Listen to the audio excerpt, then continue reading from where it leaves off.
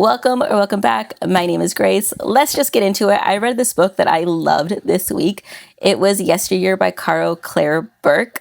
I was looking forward to this book, and just like full disclosure, I loved it. 5 stars. I was invested in it. At some point while I was reading this, I had like 40 minutes left. I could not find my e-reader, so I ended up reading it on my phone. Like that's how, like I spent like 5 minutes looking for it, and I was like, I can't. I just need to get back into it. I need to figure out what the hell happened. Loved it. Loved it. So before I get into let me tell you what the book is about real quick, just the synopsis. You have your main character, Natalie Heller Mills, and she is a Tradwife influencer at the top of the game. So that's the synopsis. Like, she's just kind of a little snooty. And a lot of people say that she is unlikable, but as I finished the book and as I read more about her, I feel like she was a likable, unlikable character, kind of like Carrie Soto. Like if you read that book, where it's kind of like you kind of see where she's coming from a little bit. And just like, she's a little awkward. She mishandles a couple situations and it kind of snowballs in a certain way. So that's your main character. She is this Tradwife influencer. But then one day she wakes up in the 1800s. So we don't know how, we don't know why. And we're traveling between these two timelines leading up to until they merge, basically. So that is what the book is about. But first, let's just back it up, because this is like the year for Tradwife content, it seems like. I read Tradwife by Saratoga Schaefer earlier this year, and I've seen a couple more books that I'm blinking on the names, but they look like books that I'm into, and I feel like between it's a age-old battle between working moms and stay-at-home moms, where it's like, what is this fascination coming from? Like, why are you guys so pitted against each other? And I feel like the reason why most women are fascinated by Tradwives is because of two things, and you got to stay with me. One, I feel like most women would love to be a Tradwife under the perfect circumstances. And those two things are why you have to stay with me. Because one, I understand that there's a lot of women that have a calling for their job, whatever they do, whatever their career is. Most of us don't. Most of us work for corporations or something where it's like, I could quit, I actually love my job. I love what I do. I love my company. I love my manager, everything. This is my favorite job that I've had my whole life. But if I woke up tomorrow a multimillionaire, I'm quitting. I'm quitting and I'm focusing on my kids. But it would literally have to be money in my name and my name only, not just a million, a few million. And then I could kind of let go. And even then I'm still going to be like, what does health insurance look like when it's not employee sponsored? You know what I mean? And the second part, like I said, it has to be in a perfect world, which it just does not exist. So, things happen in life. Your partner could not support you anymore. He could want a divorce. He could cheat on you. He could get laid off. He could be the best person in the world, but suddenly he's laid off. He gets sick. Just things happen. And because of that, most of us are just going to choose to clock in. And I am someone that I stopped working when I had babies, when they were very little. And I went back when they were maybe 4 or 5. And even then, way back in 2010, 2011, I was nervous about is anyone going to rehire me? It was a very stressful thing for me.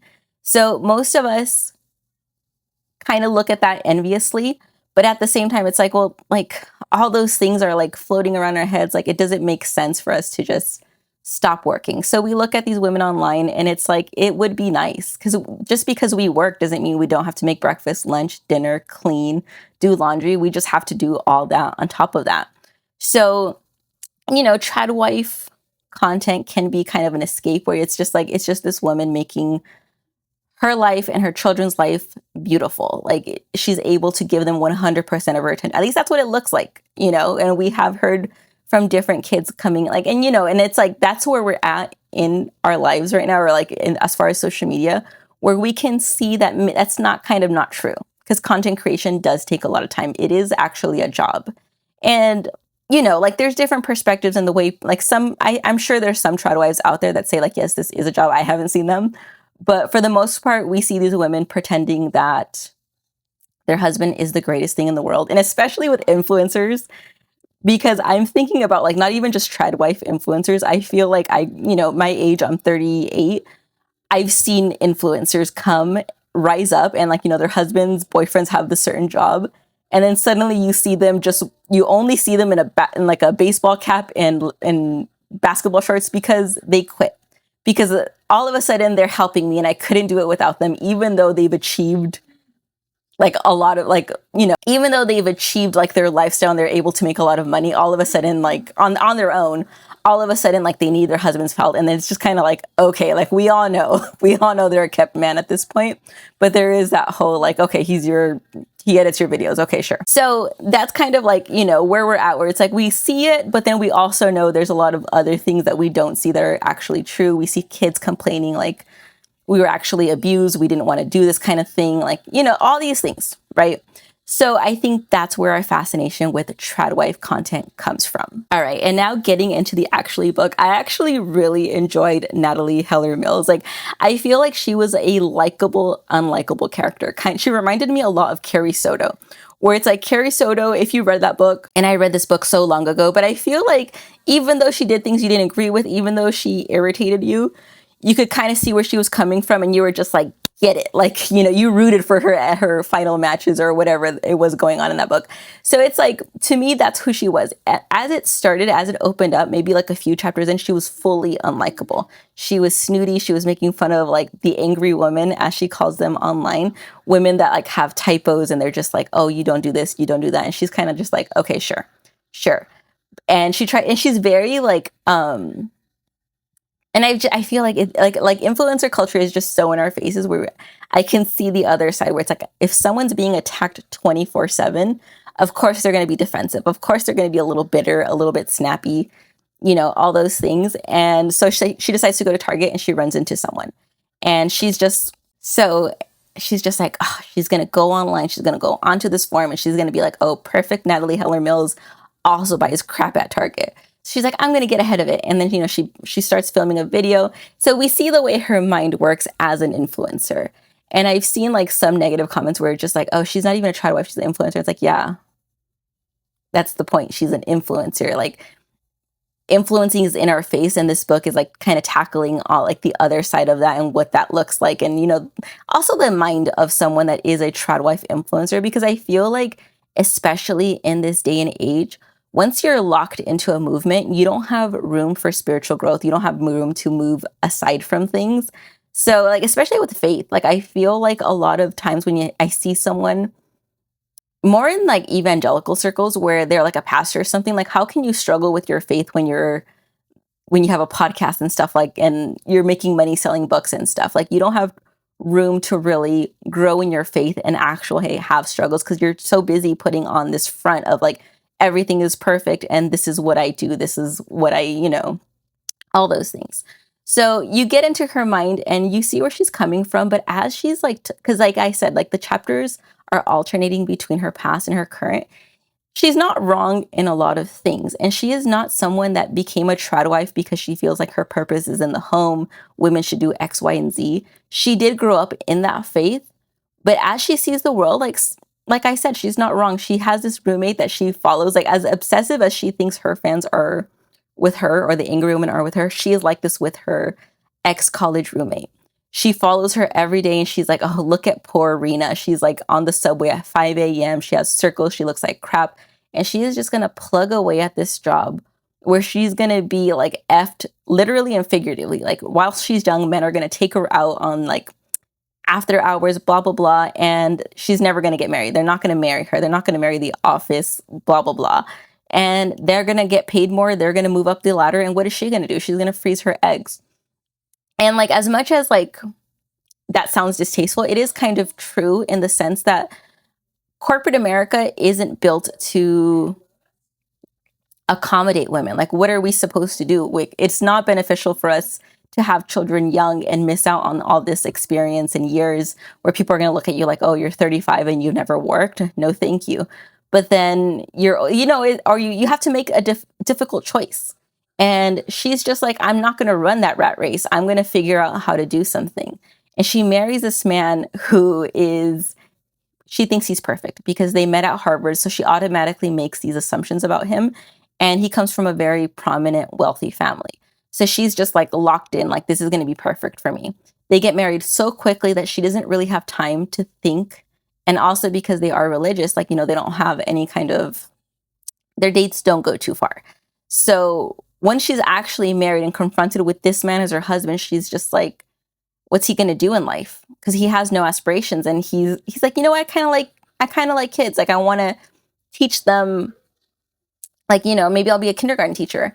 And she's just like, absolutely not. I did not come this far to be married to a kindergarten teacher. And she just has this idea of what a man is. And this man does not do yoga. He does not play with kids, even though she does acknowledge that he is good with kids. But she's so busy being like, she's young and she's trying to figure out, what is my life going to look like? I have to prop this man to be what he wants to be. And it's just so good. It's just so good because just seeing who they become as years goes on, because like I said, this is the age of influencers. We see so many people get married young and act like they have all the answers, and then they hit 30 and they're divorced, just like everybody else, just like everybody that they talk down on. But there's the grift keeps going, you know. I have to keep myself in check because I don't want to talk about like too many spoilers. But I'm trying to, it's hard to not talk about spoilers. And at some point as I was reading this book, I was like, does Natalie even believe the tenets of her religion, or is this a grift? But it's kind of like both, you know. She did grow up in a very like almost very conservative faith. Like, I don't remember, she doesn't actually say what faith it is, but they seem to be like very conservative. Like, she goes to college and they kind of make fun of her dresses because she wears like these prairie dresses that are up to the neck, and at that time it was very like unfashionable. It's kind of like, you know, in some circles it's seen as fashionable now, but at that time she was an outlier. So she did grow up in this conservative faith, and she is maturing. She is online, so I think the parts where I was questioning her faith is how nasty she was to some people. But like I said, you can't be this person online that takes all this hate where it doesn't change you. But I think, I don't know, I feel like I see a lot of people that are religious that don't love it, but that's who they are. And I think that's who Natalie is. Like, she can't shake the fact that this is who she thinks she should be. Like, this is the right way to go. The other part is it does start tying to very modern events like the manosphere. Like, as her husband is trying to figure out who he is, who he should be, he starts coming up with some crazy things, and Natalie is just like, what are you talking about? Where is this coming from? And he's just like, the manosphere. She's like, what?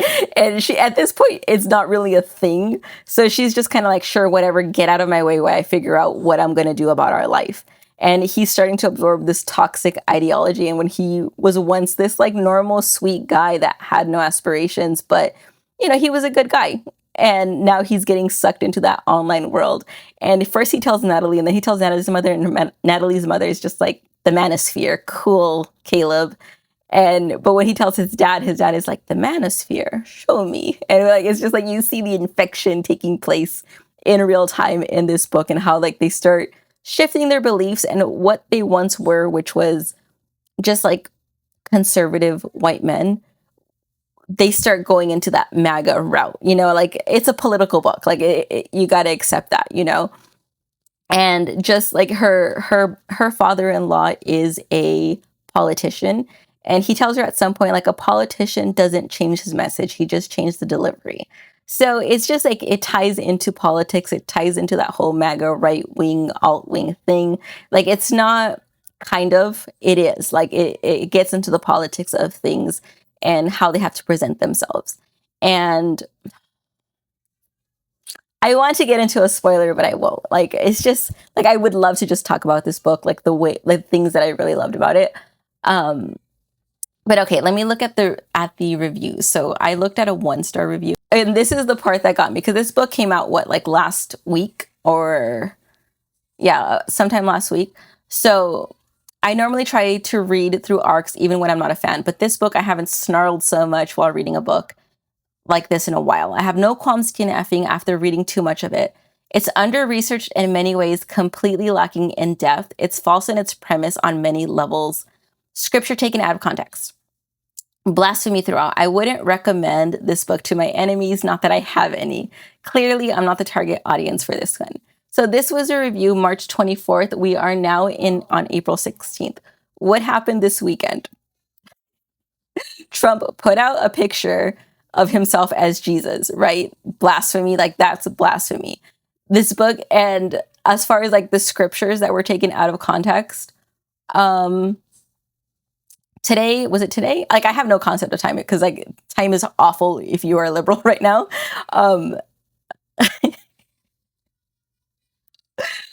Secretary of Defense Pete Hegseth quoted an almost word for word a violent prayer using Quentin Tarantino's cult classic Pulp Fiction that's loosely based on a Bible passage in honor of the Iran war during one of a series of controversial Christian worship services.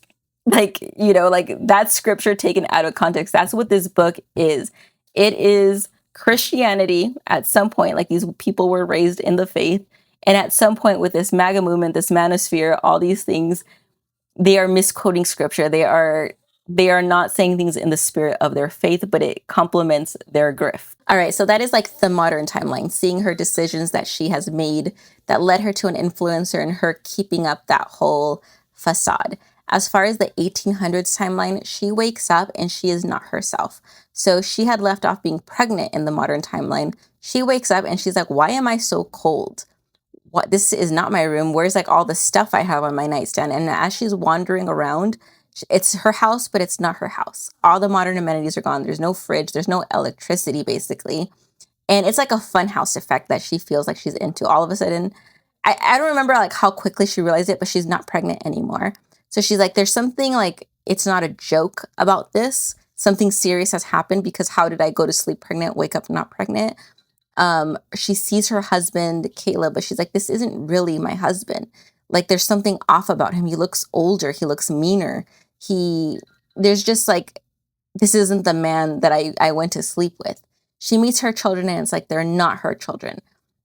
They're calling her mama. They look like her children, but they're not quite like, it's not like like she left off with 3 girls, 2 boys. All of a sudden she has, I think, 2 boys, 2 girls, and they're not the same children. They're different ages. And she's just like, what is happening? Am I on a reality show?